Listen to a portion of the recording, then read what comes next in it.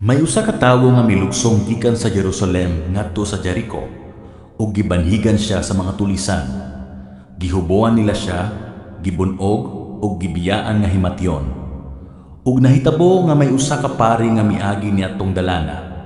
Sa pagkakita niya sa tawo, milabay lamang siya agi sa pikas daplin. Unya nahiagi usab ang usa ka levita, ug miduol siya ug mitanaw sa tawo, ug unya misaylo lamang agi sa pikas daplin. Apan may usa ka Samaryahon nga nagpanaw niadtong dalana, nahiagi sa gitulisan, ug sa pagkakita niya sa tawo, naluoy siya. Miduol siya kaniya, ug gibubuan niyag lana ug bino ang iyang mga samad ug gibugkosan. Unya gipasakay niya ang tawo sa iyang hayop ug gihatod ngadto sa usa ka abutanan, ug didto iyang gialimahan siya. Sa pagkaugma mihatag siya 2 ka denaryo ngadto sa tig-atiman sa abutanan ug mitugon, "Galma siya ug inigbalik ko dinhi, bayran ko ikaw sa imong magasto."